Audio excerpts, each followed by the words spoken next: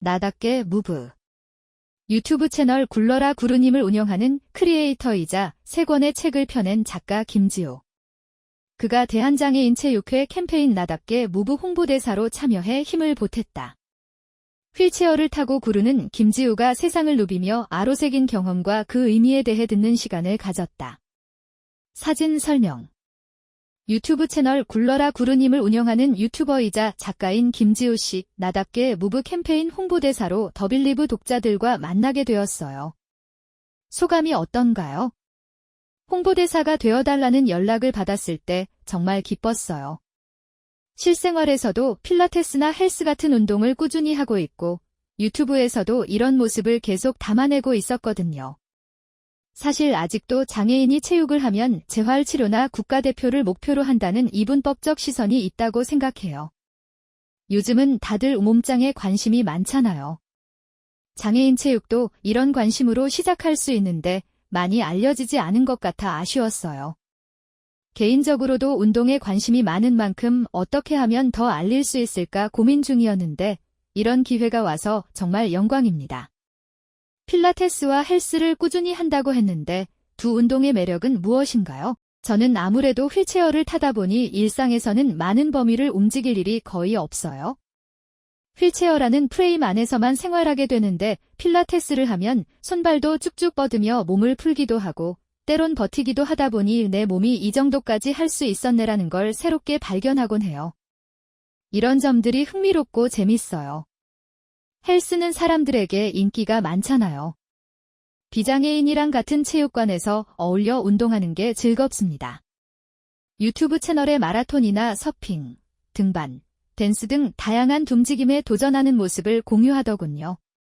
사실 유튜브 채널을 시작하기 전까지는 제 스스로 이렇게 과하게 움직이는 모습을 보는 걸 좋아하지 않았어요. 저는 뇌성마비 장애가 있어요. 근육 또는 전신에 마비가 있는 장애라 움직임에 부정확하거나 부자연스러운 모습이 있죠. 이런 부분을 눈으로 확인하기가 너무 힘들었거든요. 그런데 이렇게 다양한 움직임을 하면서 제 몸을 있는 그대로 보니 이게 내 몸이구나라는 걸 받아들이게 됐어요. 또 이렇게 움직이는 모습을 내보이는 게 나쁜 일도 아니고 숨겨야 할 일도 아니라는 생각을 하게 됐죠. 그래서 더 많이 움직이는 모습을 보이려 합니다. 사진 설명. 유튜브 채널 굴러라 구루님을 통해 마라톤, 서핑, 댄스 등 다양한 도전을 콘텐츠로 선보였다. 사진 설명. 나답게 무브 캠페인 홍보대사로 위촉된 김지우 씨, 이번 나답게 무브 캠페인에 대해 들었을 때 어떤 생각을 했나요?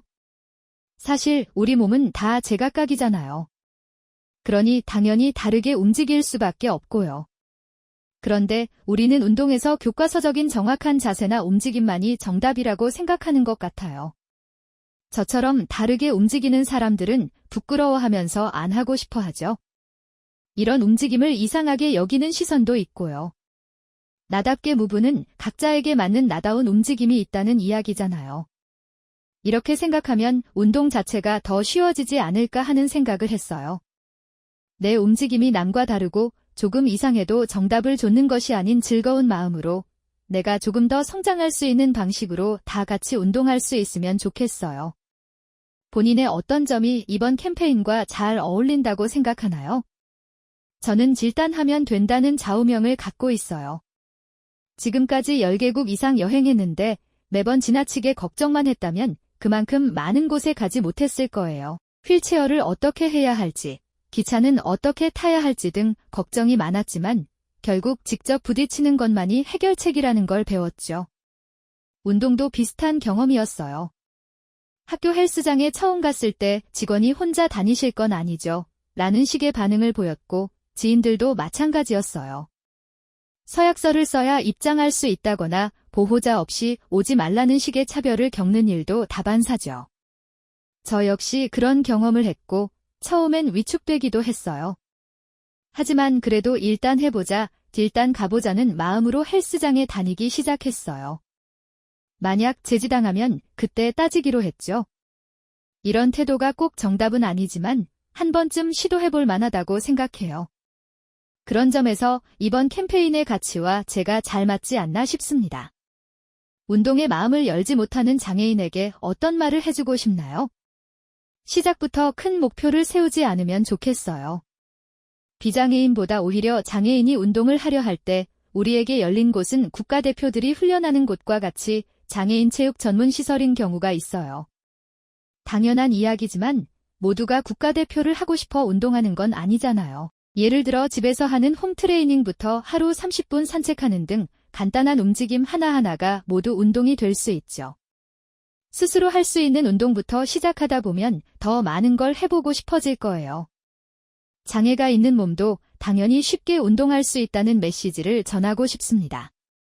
최근 많은 장애인 생활체육인에게 주목받고 있는 전국어울림 생활체육대축전은 장애인과 비장애인이 팀을 이뤄 즐기는 스포츠 축제인데요.